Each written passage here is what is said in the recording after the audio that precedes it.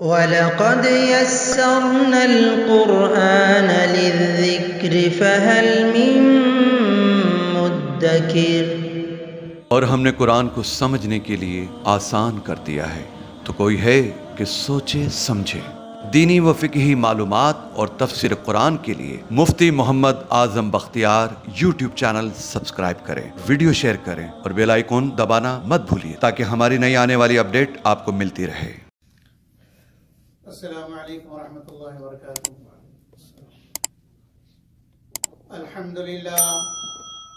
الحمدللہ نحمده ونستعینه ونستغفره ونؤمن به ونتوکل علیہ ونعوذ باللہ من شرور انفسنا ومن سیئات اعمالنا، من يهده اللہ فلا مضل له ومن يضلل فلا هادی له، وأشهد أن لا إله إلا الله وحده لا شريك له، وأشهد أن محمدا عبده ورسوله أرسله الله تعالى إلى كافة للناس بشيرا ونذيرا وداعيا إلى الله بإذنه وسراجا منيرا، صلى الله تعالى عليه وعلى آله وأصحابه وبارك وسلم تسليما كثيرا كثيرا. أما بعد فأعوذ بالله من الشيطان الرجيم. بسم الله الرحمن الرحيم. وهو الذي خلق السماوات والأرض في 6 أيام وكان عرشه على الماء ليبلوكم أيكم أحسن عملا، وقال تعالى وما كان الله معذبهم وأنت فيهم، صدق الله العظيم. میرے عزیزو، بھائیو، دوستو، بزرگو، آج کے خطبے میں دو باتیں عرض کرنی ہیں۔ پوری تقریر کا خلاصہ دو باتیں ہیں۔ خلاصے کو یاد رکھ لیا جائے تو تقریر یاد رکھنا آسان ہوتی ہے۔ دو باتیں، پہلی بات کہ اس کائنات کا وجود کس لیے ہے اور اس کائنات کا باقی رہنا کس وجہ سے ہے۔ علماء دیوبند اہل سنت والجماعت کا عقیدہ ہے اور اہل سنت والجماعت کا عقیدہ ہے کہ ساری کائنات کے وجود نبی اکرم صلی اللہ علیہ وسلم کے صدقے سے ہے، اور ساری کائنات کا باقی رہنا اور ساری کائنات کے لوگوں کا ہلاک و برباد نہ ہو جانا، یہ بھی نبی اکرم صلی اللہ علیہ وسلم کے صدقے میں ہے۔ تو وجود کائنات بھی نبی صلی اللہ علیہ وسلم کے صدقے میں، اور بقائے کائنات بھی نبی اکرم صلی اللہ علیہ وسلم کے صدقے میں۔ ساری کائنات کو اللہ نے وجود عطا فرمایا نبی اکرم صلی اللہ علیہ وسلم کی وجہ سے، اور کائنات کو اللہ جب تک چاہیں گے باقی رکھیں گے نبی اکرم صلی اللہ علیہ وسلم کی وجہ سے۔ اس لیے کہ اس کے لیے قرآن حکیم سے دو آیتیں میں نے تلاوت کی ہیں۔ پہلی آیت جو پڑھی گئی اس میں اللہ رب العزت فرماتے ہیں هو الذی خلق لکم هو الذی خلق السماوات والارض فی 6 ایام، کہ اللہ رب العزت وہ ہیں جس نے آسمانوں کو اور زمینوں کو پیدا کیا فی 6 ایام، 6 دنوں میں۔ وکان عرشہ علی الماء، اللہ کا عرش پانی پر تھا۔ زمین اوپر 7 آسمان، 7 آسمان سے اوپر پانی، اور پانی کے اوپر اللہ کا عرش قائم تھا۔ سمندر آپ نے بھی دیکھے، میں نے بھی دیکھے بہت سارے۔ ان سمندروں کو دیکھ کر ہم ان کو مانتے ہیں کہ یہ سمندر ہے، اور اگر دیکھ کے نہ مانے تو ہمارے ایمان میں کوئی خلل نہیں پڑتا۔ لیکن جس سمندر کی خبر نبی اکرم صلی اللہ علیہ وسلم دے رہے ہیں، اس سمندر کو اگر نہ مانے، اس پانی کو نہ مانے تو ایمان ہمارا جاتا ہے۔ اس لیے ہم آنکھ سے دیکھ کر اس سمندر کو مانے نہ مانے اس سے کوئی فرق نہیں پڑتا، لیکن اس سمندر کو ماننا ضروری ہے۔ وہ سمندر کیسا؟ اس کا پانی کتنا گہرا، پانی اس کا میٹھا یا کھارا، اس کی کوئی بحث نہیں، یہ اللہ جانے اور اللہ کا پانی جانے۔ پانی کے اوپر اللہ کا عرش، اللہ یہ بتانا چاہتے ہیں کہ اللہ کسی سہارے کے محتاج نہیں، اللہ کسی سہارے کے محتاج نہیں۔ اللہ ہوا کے اوپر پانی پیدا کرے اور پانی پر اپنا عرش قائم کریں، وہ عرش جو آسمان اور زمین کے احاطے سے بہت بڑا ہے، ساتوں آسمان اور ساتوں زمین، ان سب کے مقابلے میں اللہ کا عرش بہت بڑا ہے، بہت بڑا ہے، بہت بڑا ہے۔ اس کے بڑائی کی کوئی انتہا کوئی ناپ نہیں سکتا کہ کتنا بڑا ہے۔ بس ہمیں یہ کہا گیا کہ بڑا ہے اور بہت بڑا ہے، تو ہمیں اس پر ایمان لانا ہے۔ تو اللہ کا عرش پانی پر تھا، اللہ یہ بتلانے کے لیے کہ جو اللہ اتنے بڑے عرش کو بغیر پلر کے، بغیر سہارے کے اللہ قائم کر سکتے ہیں، وہ آسمانوں کو قائم کرنے کے لیے کسی پلر کی اللہ کو ضرورت نہیں ہے، اور اللہ کو کسی سہارے کی ضرورت نہیں۔ تو یہ ساری کائنات اللہ رب العزت نے بنائی۔ اب سوال یہ ہے کہ کیوں بنائی، کس کے لیے بنائی؟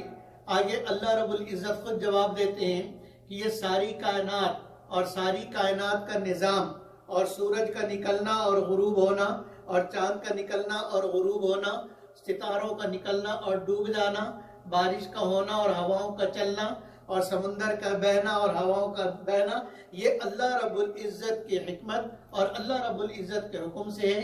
ان سب کی وجہ، ان سب کی علت کیا ہے؟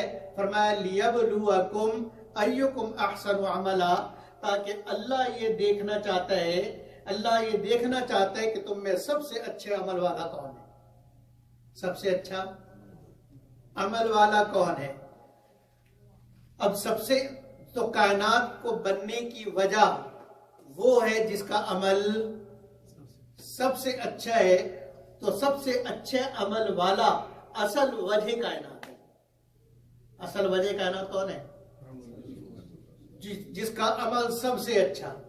اب آپ دیکھ لیجئے اور ہم دیکھ لیں کہ سب سے اچھا عمل کس کا۔ دیکھو میرے دوستو، دو باتیں، دو لفظ ہے، اس کو یاد رکھیے تو سمجھ آ جائے گا۔ ایک ہے حسن عمل اور دوسرا ہے کثرت عمل۔ حسن عمل اور کثرت عمل، پورے قرآن کو دیکھ لو اور پورے احادیث کو دیکھ لو، کسی بھی جگہ اللہ نے کثرت عمل کے لیے نہیں کہا، کثرت عمل کے لیے نہیں کہا کہ اتنی نمازیں پڑھو، اتنے روزے رکھو، اتنے حج کرو۔ کسی جگہ اللہ رب العزت نے کثرت عمل کو نہیں لیا ہے، بلکہ ہر جگہ جو اللہ رب العزت نے بیان کیا وہ احسن عمل کو بیان کیا ہے کہ عمل اچھا ہو۔ یہ مطلوب نہیں کہ ساری رات نفلیں پڑھتے رہو، ساری رات عبادت کرتے رہو، لیکن یہ مطلوب ہے کہ عشاء کی نماز تمہاری ہونی چاہیے اور فجر کی نماز ہونی چاہیے، لیکن ہونی چاہیے احسن۔ ساری رات نفلیں پڑھنے سے بہتر اور افضل کیا ہے کہ عشاء احسن ہو جائے، فجر احسن ہو جائے۔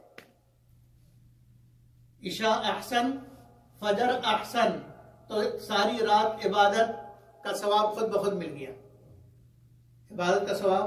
لیکن ساری رات عبادت کرتا رہا لیکن جیسے تیسے کرتا رہا تو وہ اللہ کے ہاں مقبول نہیں، اس لیے کہ اللہ کثرت عمل کو نہیں دیکھتے، اللہ حسن عمل کو دیکھتے ہیں۔ اب ساری دنیا کے انسان جو عمل کرتے ہیں، میں بہت مختصر کرنا چاہتا ہوں، مضمون بہت طویل ہے، میں مختصر کرنا چاہتا ہوں، توجہ فرمائیے۔ ساری دنیا کے انسان جو عمل کرتے ہیں اپنے اپنے اعتبار سے، چاہے کافر ہو چاہے مسلمان، ان کا عمل ہے کثرت والا، اور نیک آدمی جو نمازیں پڑھ رہا ہے، عبادت کر رہا، اس کا عمل احسن ہے اس کے مقابلے میں۔ تو ان سارے عمل کرنے والے، کام کرنے والوں کے مقابلے میں یہ عابد اللہ کو زیادہ محبوب ہے، کیونکہ وہ کثرت عمل والے ہے، یہ حسن عمل والا ہے۔ پھر سارے عابد اگر مل جائیں اور ساری عابدوں کی عبادتیں اگر جمع ہو جائیں اور اس کے مقابلے میں عالم کی عبادت ہو، تو عالم کی عبادت حسن عمل ہے اور عابد کی عبادت کثرت عمل ہے۔ کیسے؟ اس لیے کہ عالم جو نیت کر سکتا ہے وہ عابد نیت نہیں کر سکتا. ایک عمل میں بہت زیادہ ثواب لینے کے لیے عالم جو نیتیں کر سکتا ہے، عابد کے وہم و خیال میں بھی وہ نیتیں نہیں آتی ہیں. تو عابدین ساری دنیا کے عابدوں کا عمل یہ کثرت عمل ہے. اس کو ایک طریقے سے اور سمجھیے، کثرت عمل کا مطلب یہ کہ کام زیادہ ہو اور اجر اس پر تھوڑا ملے، تو یہ ہے کثرت عمل. اور کام کم ہو اور اس پر اجر زیادہ ملے، یہ ہے حسن عمل. ٹھیک ہے، کام زیادہ اجر کم، یہ ہے کثرت عمل. کام کم اجر زیادہ، یہ ہے حسن عمل. دوسرے طریقے سے کام زیادہ ہو اور اس کے مقابلے میں نتیجہ کم ہو تو یہ ہے کثرت عمل. اور اگر کام کم ہو لیکن نتیجہ اس کا زیادہ ہو، یہ ہے حسن عمل. یہ ہے حسن عمل. تو اللہ رب العزت حسن عمل چاہتے ہیں. سارے دنیا کے انسان جو عمل کریں گے عالم کے عمل کے مقابلے میں، تو عالم کا عمل حسن عمل ہے اور لوگوں کا عمل کثرت عمل ہے. جب کثرت عمل کا مقابلہ آئے حسن عمل سے، تو کثرت عمل پہ اجر کم، نتیجہ تھوڑا، اور حسن عمل پر اجر زیادہ، نتیجہ زیادہ. ایسی سارے دنیا کے علماء اور سارے دنیا کے فقہاء اور سارے دنیا کے جتنے نیک لوگ ہیں، ان سب کا عمل لیا جائے تو ان سب کے عمل کو دیکھا جائے تو یہ بہت زیادہ عمل ہے. بہت زیادہ. 1400 سال ابھی ہو گئے، 1443 سال. ان 1443 سال میں پہلی صدی کو نکال کر 1300 صدیوں کے اندر جتنے لوگوں نے عمل کیا، ان سب کے مقابلے میں صحابی کا عمل چھوٹا، تھوڑا.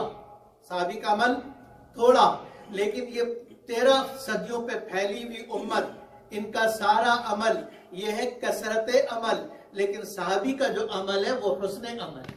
اس لیے صحابی کے عمل پر زیادہ اجر اور ساری بعد کی امت کے عمل پر اس کے مقابلے میں تھوڑا اجر.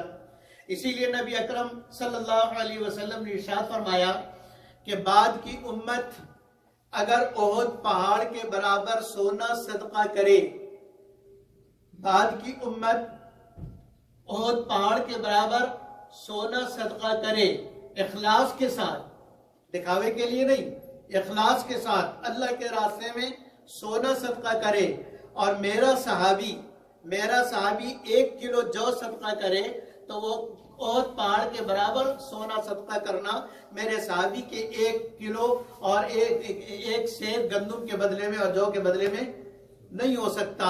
اس لیے کہ میرے صحابی کا اجر زیادہ ہوگا اور بعد میں آنے والی امت کا اجر کم ہوگا. تو صحابی کا عمل حسن عمل والا ہے اور بعد کی امت کا عمل کثرت عمل والا. تو کثرت عمل پر ملا تھوڑا، لیکن حسن عمل کی وجہ سے صحابہ کو ملا زیادہ. پھر سارے صحابہ رضوان اللہ علیہم اجمعین کا عمل ایک طرف، اور پھر اس کے مقابلے میں نبی کا عمل، کسی بھی نبی کا عمل ایک طرف. تو سارے صحابہ کے عملوں کو لیا جائے تو عمل زیادہ، نبی کا عمل کم. لیکن مقابلہ چونکہ صحابہ اور نبی کا ہے، اس لیے صحابہ کا عمل کہا جائے گا کہ یہ کثرت عمل والا ہے، اور نبی کا عمل اس کے مقابلے میں حسن عمل ہے، حسن عمل والا ہے. تو حسن عمل والے کو اس کے عمل کے حسن کی وجہ سے زیادہ اجر، اور کثرت والے کو کم عمل. تو صحابہ کو جو اجر ملے گا، سارے صحابہ کو جو اجر ملے گا، ایک نبی کو اس سے ہزاروں لاکھوں گنا زیادہ ملے گا. کیوں؟ اس لیے کہ ان کا عمل حسن عمل والا ہے. انہوں نے جو کیا وہ حسن عمل کے ساتھ کیا، اور ان کے مقابلے میں صحابہ نے جو کیا، 1,24,000 صحابہ نے جو کیا وہ کیا کیا ہے؟ کثرت عمل. پھر انبیاء علیہ السلام، میں ثابت یہ کرنا چاہ رہا ہوں اور بتانا یہ چاہ رہا ہوں کہ اللہ رب العزت نے یہ ساری کائنات کس کے لیے بنائی ہے؟ نبی پاک صلی اللہ علیہ وسلم کے لیے. اس لیے اور نبی پاک صلی اللہ علیہ وسلم وجہ کائنات ہیں، کائنات بننے کی وجہ اور کائنات بننے کا مقصد نبی اکرم صلی اللہ علیہ وسلم کو پیدا کرنا تھا اور نبی اکرم صلی اللہ علیہ وسلم کو وجود دینا تھا۔ آپ کے وجود کی برکت سے اللہ نے ساری کائنات کو وجود دیا، اور وجہ قرآن نے خود بتا دی کہ اچھے عمل کے لیے یہ ساری کائنات بنی ہے۔ تو یہ میں بتلا رہا تھا کہ سارے صحابہ رضوان اللہ علیہم اجمعین کا عمل کثرت والا، دو باتیں یاد ہیں کہ کثرت عمل اور حسن عمل، کثرت عمل اور حسن عمل۔ کثرت عمل پر ملتا عمل زیادہ ہوتا ہے، ملتا کم ہے، اور حسن عمل پر عمل زیادہ ہوتا ہے، کام کم ہوتا ہے، ملتا زیادہ ہے۔ تو صحابہ کا عمل 1,24,000 صحابہ رضوان اللہ علیہم اجمعین کا عمل، ان سب کو دیکھا جائے تو کثرت عمل ہے، لیکن ان کے مقابلے میں کسی بھی نبی کو دیکھا جائے تو نبی کا عمل حسن عمل ہے، کیونکہ نبی کے عمل پر نبی کو زیادہ ملے گا، سارے صحابہ کے عمل پر سارے صحابہ کو جتنا ملے گا ہر نبی کو اس سے لاکھوں گنا زیادہ ملے گا جب مقابلہ صحابہ کے عمل اور نبی کے عمل سے ہو۔ پھر ایک طرف توجہ ہے، ایک طرف سارے انبیاء علیہ السلام کا عمل اور ایک طرف سرور کائنات صلی اللہ علیہ وسلم کے عمل کو دیکھیے۔ نبی اکرم صلی اللہ علیہ وسلم اعلان نبوت کے بعد آپ کی محنت کتنے دن کی؟ 23 سال۔ آپ کی محنت 23 سال۔ نوح علیہ السلام کی محنت کتنے دن کی؟ 950 سال۔ 950 سال کی محنت حضرت نوح علیہ السلام نے فرمائی، اور ان کے مقابلے میں نبی اکرم صلی اللہ علیہ وسلم کی محنت 23 سال۔ تو اب اس کے اندر نتیجہ دیکھیں، نتیجہ حضرت نوح علیہ السلام کی 950 سال محنت، نتیجہ 85 آدمی مسلمان، نتیجہ 85 آدمی مسلمان ہوئے، جن کو اللہ رب العزت نے کشتی میں بٹھایا اور جودی پہاڑ پہ پہنچایا، اور باقی سارے لوگوں کو اللہ نے غرق کر دیا پانی کے اندر۔ تو 950 سال کی محنت کا نتیجہ 85 آدمی مسلمان، اور نبی اکرم صلی اللہ علیہ وسلم کی 23 سال کی محنت کا نتیجہ 1,24,000۔ تو کام کم لیکن نتیجہ بہت بڑا، وہاں کام زیادہ نتیجہ تھوڑا۔ تو نوح علیہ السلام کے عمل کے مقابلے میں یوں کہا جائے گا کہ نوح علیہ السلام کا جو عمل ہے وہ کثرت والا، نوح علیہ السلام کا عمل کثرت والا، اور محمد صلی اللہ علیہ وسلم کا عمل ان کے مقابلے میں حسن والا۔ اس لیے حسن عمل کی وجہ سے نتیجہ زیادہ آیا اور کثرت عمل کی وجہ سے نتیجہ کم آیا، کیونکہ مقابلتاً جب نبیوں کا مقابلہ ہو آپس میں تو نبیوں نسبتاً نتیجہ کم آیا، نتیجہ کم آیا۔ تو سارے انبیاء علیہ السلام کے محنت لاکھوں سال اور ہزاروں سال کی محنت کا نتیجہ، اور نبی اکرم صلی اللہ علیہ وسلم کے 23 سال کے عمل کا نتیجہ، قیامت کے دن جنتیوں کی کتنی صفیں ہوں گی؟ جنتیوں کی کتنی صفیں ہوں گی؟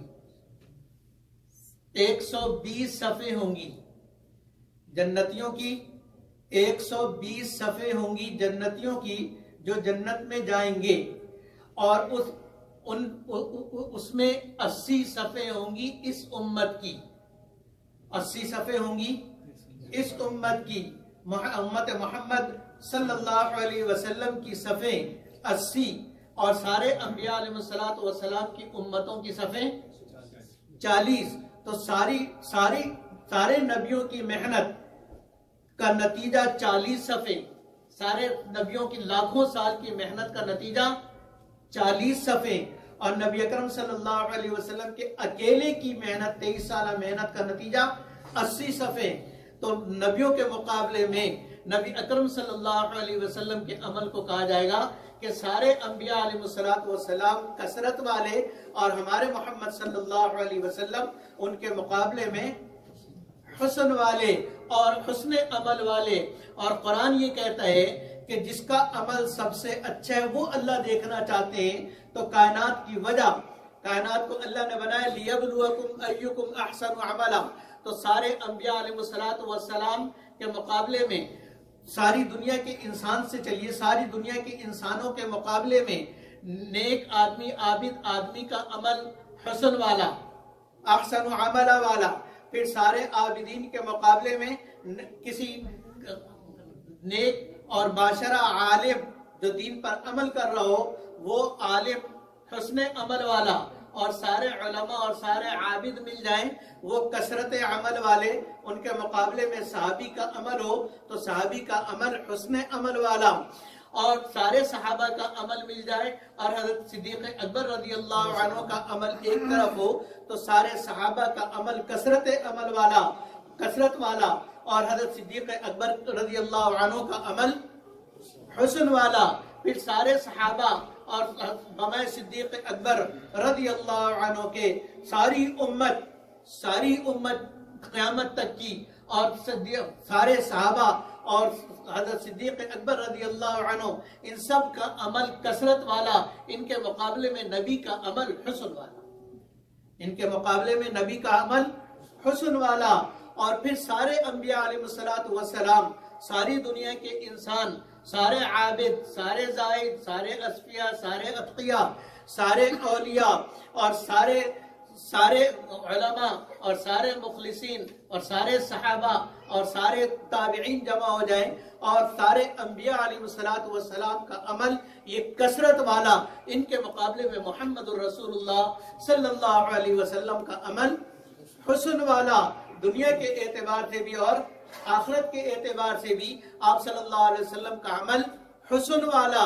تو سب سے زیادہ حسین، سب سے زیادہ خوبصورت، سب سے زیادہ اچھا عمل کرنے والے کون؟ محمد مصطفیٰ صلی اللہ علیہ وسلم ہیں. لہذا یہ کہنا صحیح ہوگا کہ اللہ نے کائنات کو بنایا محمد الرسول اللہ صلی اللہ علیہ وسلم کے لیے. ہمارا عقیدہ ہے کہ ساری کائنات بنی کس کے لیے؟ نبی اکرم صلی اللہ علیہ وسلم کے لیے. اس لیے کہ وجہ اللہ نے خود بتایا کہ ہم دیکھنا چاہتے ہیں کہ سب سے اچھا عمل والا کون ہے. تو جو سب سے اچھا عمل والا ہے، کائنات بنائی ہم نے اسی کے لیے. اور سب سے اچھا عمل نبی اکرم صلی اللہ علیہ وسلم کا. آپ سے اچھا عمل کسی اور کا نہیں ہے. اس لیے یوں کہا جائے، مفتی شفیع صاحب رحمۃ اللہ علیہ نے معرف القرآن میں بھی لکھا ہے، اس آیت کے ذیل میں لکھا ہے کہ اس کے اندر لیبلوکم احسن عملا سے مراد محمد الرسول اللہ صلی اللہ علیہ وسلم ہے. محمد الرسول اللہ صلی اللہ علیہ وسلم ہے کہ وہی اس کائنات کے دلہا اور وہی اس کائنات کے مہمان خصوصی تھے جن کے لیے اللہ نے یہ ساری محفل سجائی. یہ سارے چاند سورج کی جو سرچ لائٹیں اور جو ہے یہ ستاروں کے کمکمے اور یہ کھانے پینے کا سارا انتظام اور زمین کے اندر غلوں کا انتظام اور جو ہے وہ لہلاتے کھیتوں کا انتظام اور پھولوں کا انتظام اور سارے خوبصورت باغوں کا انتظام اور سمندروں کا انتظام اور سمندر کے مخلوق کا انتظام، یہ سارے انتظامات کیے ہیں اس مہمان خصوصی کے لیے. اس مہمان خصوصی کے لیے کہ یہ میرا مہمان آئے گا، اس کے لیے ساری کائنات بنا. اور اسی لیے بتا دیا لیبلوکم ایکم احسن عملا کہ سب سے اچھے عمل والے کے لیے میں نے یہ کائنات بنائی ہے. تو پہلی بات میں نے یہ عرض کرنی تھی کہ ساری کائنات کا وجود حضرت صلی اللہ علیہ وسلم کی برکت سے ہے. اور آپ صلی اللہ علیہ وسلم ساری کائنات کی وجہ ہے، وجہ. اسی لیے ایک حدیث میں فرمایا لولاک لما خلقت الافلاک، کہ نبی صلی اللہ علیہ وسلم اگر آپ کو پیدا کرنا مقصود نہ ہوتا تو میں کائنات پیدا نہ کرتا. علماء نے لکھا ہے، ساتھ ساتھ میں یہ بھی بتلا دیتا ہوں تاکہ معلوم ہو جائے کہ یہ حدیث کس درجے کی ہے. علماء نے لکھا ہے، محدثین نے لکھا ہے، حدیث موضوع مفہومہ صحیح، کہ یہ حدیث گھڑی ہوئی ہے. نبی صلی اللہ علیہ وسلم نے نہیں فرمایا، یہ بات نبی صلی اللہ علیہ وسلم نے نہیں فرمائی. اللہ نے بھی نہیں فرمایا، حدیث قدسی نہیں ہے، موضوع روایت ہے، گڑھی ہوئی ہے، لیکن مطلب اور مفہوم اس کا ٹھیک ہے۔ مطلب تو ہم اپنی زبان میں بھی ہم بیان کر سکتے ہیں نا، تو مطلب اور مفہوم اس کا ٹھیک ہے، اس لیے کہ قرآن کی یہ آیت اس کی تائید کر رہی، لیبلوکم ایکم احسن عملا، کہ جو سب سے اچھے عمل والا تم میں سے ہے اس کو دیکھنے کے لیے میں نے ایک ساری کائنات بنائی۔ تو نبی اکرم صلی اللہ علیہ وسلم وجہ کائنات ہیں، ساری کائنات بنی آپ کی برکت سے۔ اب دوسرا مسئلہ کائنات کا وجود، کائنات کا بقا، اس کے لیے قرآن کی دوسری آیت میں نے پڑھی، مشرکین مکہ نے غلاف کعبہ کو پکڑا اور غلاف کعبہ کو پکڑ کے انہوں نے دعائیں کی۔ کیا دعا کی؟ اللہم ان کان ھذا ھو الحق من عندک فامطر علینا حجارۃ من السماء او ائتنا بعذاب علیم۔ مشرکین نے کیا دعا کی؟ اے اللہ، اگر محمد صلی اللہ علیہ وسلم حق پر ہیں، اگر وہ سچے ہیں تو پھر ہم پر پتھروں کی بارش برسا دے، یا ہم پر سخت عذاب لے آئے کہ ہم تباہ و برباد ہو جائیں۔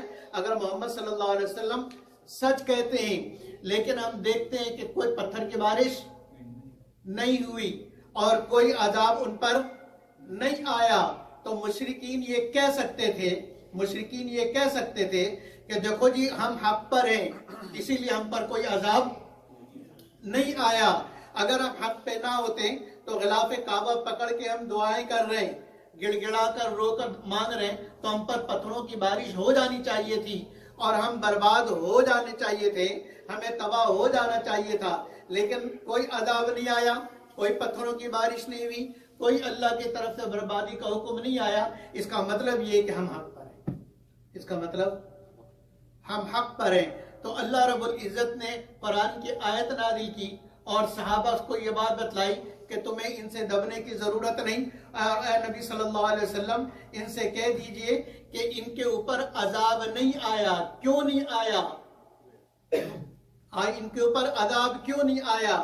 وَمَا كَانَ اللَّهُ مُعَذِّبَهُمْ، اللہ ان کو عذاب نہیں دے گا، کب تک؟ وَأَنْتَ فِيهِمْ، جب تک آپ ان میں موجود ہوں، جب تک آپ ان میں موجود ہوں اس وقت تک ان کے اوپر عذاب نہیں آئے گا۔ تو ان کے عذاب سے بچنے کا جو وسیلہ اور سبب وہ بھی حضرت صلی اللہ علیہ وسلم، ان کے دنیا میں آنے کی سبب اور وجہ بھی حضرت صلی اللہ علیہ وسلم، ان کو عذاب سے بچنے کی وجہ بھی حضرت صلی اللہ علیہ وسلم، اس لیے کہ نبی آپ چونکہ ان کے اندر موجود ہیں اس لیے ان پر ہم عذاب نہیں لاتے ہیں۔ اے اللہ ان پر عذاب کیوں نہیں لاتا؟ اس لیے کہ اے نبی آپ کی ذات موجود ہے، آپ کی ذات جو ان میں موجود ہے، اس لیے ان پر عذاب نہیں آتا۔ اچھا، نبی صلی اللہ علیہ وسلم مکے سے چلے گئے مدینہ منورہ، اب تو ان پر عذاب آ جانا چاہیے تھا، اب ان پر عذاب آ جانا چاہیے تھا، تو فرمایا نہیں، اوانت فیہم سے مراد جب تک آپ عرب کے اندر ہیں ان پر عذاب نہیں آئے گا۔ پھر نبی صلی اللہ علیہ وسلم چلے گئے تبوک، کہاں چلے گئے؟ تبوک چلے گئے، اب تو عرب سے باہر نکل گئے، اب ان پر عذاب آ جانا چاہیے تھا، پھر بھی ان پر عذاب نہیں آیا۔ فرمایا وَأَنْتَ فِيهِمْ، مراد یہ کہ نبی جب تک آپ زمین پر ہیں زمین والوں پر عذاب نہیں آئے گا۔ پھر اللہ کے نبی گئے معراج پر، اب تو عذاب آ جانا چاہیے تھا نا، کہ اب تو زمین پر نبی صلی اللہ علیہ وسلم نہیں ہیں، تو اللہ نے کہا وَأَنْتَ فِيهِمْ، اے نبی آپ جہاں کہیں بھی ہو، آپ جو ہے زمین پر ہو یا آسمان پر ہو، جب تک آپ کا وجود سلامت ہے، زندہ ہے، ان کے اوپر عذاب نہیں آئے گا۔ آپ عرش پر ہیں لیکن زندہ ہیں، اس لیے ان پر عذاب نہیں آئے گا۔ پھر نبی اکرم صلی اللہ علیہ وسلم دنیا سے تشریف لے گئے اور دنیا سے دوسری دنیا میں چلے گئے، عالم برزخ میں چلے گئے، اب تو اس دنیا کے اندر نہیں ہے، اب تو عذاب آ جانا چاہیے، لیکن اللہ نے فرمایا وہ انت فیہم، ان پر عذاب کیوں نہیں آتا؟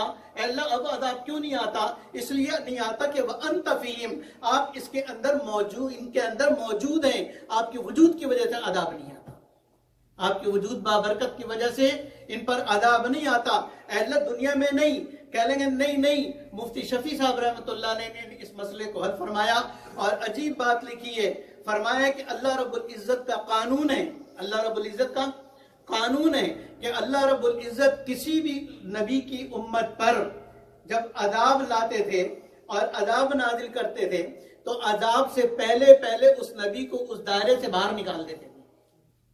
کبھی ایسا نہیں ہوا کہ نبی اپنے دائرہ نبوت کے اندر موجود ہو اور وہاں پر عذاب آ جائے. پہلے اللہ اپنے نبی کو وہاں سے باہر نکالتے ہیں، پھر ان پر عذاب لاتے ہیں. لوط علیہ السلام کو پہلے سدوم سے باہر نکالا ہے، پہلے بستی سے باہر نکالا ہے، پھر بستی کو پلٹا ہے اور بستی پر عذاب پھر آیا ہے. موسیٰ علیہ السلام اور ان کی قوم کو پہلے شام سے مصر پہنچایا ہے، مصر سے شام پہنچایا ہے اور دریا پار کرایا ہے. جب سارے کے سارے دریا پار ہو گئے، اس دائرے سے نکل کر گئے، پھر وہاں عذاب آیا اور فرعون بم اپنے لشکر کے غرق ہوا ہے. اسی طریقے سے حضرت شعیب علیہ السلام کے قوم مدین والے، یہ ان کے اوپر تباہی آئی اور ان کے اوپر سیلاب آیا. جب شعیب علیہ السلام اور ماننے والوں کو اللہ نے بستی سے باہر نکالا اور بستی سے وہ باہر چلے گئے، پھر ان پر عذاب آیا. تو اب سارے انبیاء علیہ السلام کی سیرت میں یہی بات ملے گی کہ نبی کے ہوتے ہوئے کبھی وہاں پر عذاب نہیں آیا.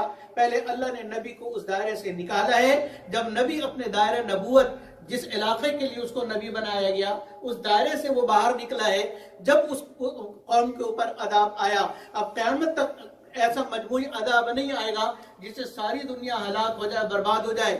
کیوں؟ اس لیے کہ وَأَنْتَ فِيهِمْ، آپ کا دائرہ نبوت قیامت تک قائم رہے گا.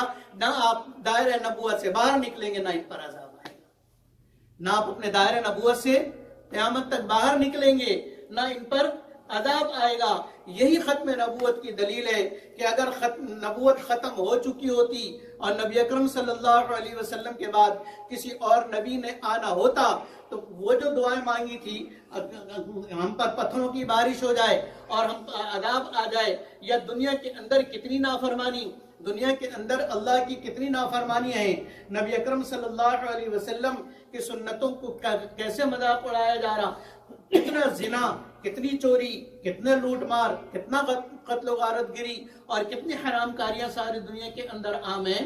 لیکن ان سب کے باوجود ایسا اجتماعی عذاب نہیں آتا ساری دنیا میں جس سے ساری دنیا تباہ ہو جائے. کیوں؟ اس لیے کہ وَأَنْتَ فِيهِمْ، اس لیے کہ وَأَنْتَ فِيهِمْ، کہ قیامت تک آپ کی نبوت ہے، قیامت تک آپ کی نبوت ہے. آپ چونکہ اپنے دائرہ نبوت سے باہر نہیں گئے ہیں، اس لیے ان کے اوپر عذاب نہیں آیا. تو قیامت تک جو دنیا قائم رہے گی، اس کی وجہ محمد صلی اللہ علیہ وسلم کی ذات بابرکات اور آپ صلی اللہ علیہ وسلم کی ختم نبوت. تو دنیا میں دنیا کے بننے کا مقصد اور وجہ بھی نبی اکرم صلی اللہ علیہ وسلم ہے. اس لیے کہ احسن و عمل آپ سے بڑھ کے کوئی نہیں، اور ساری دنیا کے بقا کی وجہ اور ریزن بھی آپ صلی اللہ علیہ وسلم کی ذات بابرکات ہے. اس لیے کہ آپ کی نبوت قیامت تک کے لیے چلے گی اور قیامت تک کسی ایک لمحے میں بھی آپ کی نبوت ختم نہیں ہوگی. جب نبوت ختم نہیں ہوگی، جب ایک نبی کی نبوت ختم ہوتی ہے تو دوسری نبی آتا ہے. نبی صلی اللہ علیہ وسلم کی نبوت قیامت تک چونکہ ختم نہیں ہوگی، اس لیے قیامت تک کسی اور نبی کی ضرورت نہیں ہے. اللہ رب العزت ہمیں سمجھنے اور اپنے نبی سے سچا عشق کرنے کی توفیق عطا فرمائے.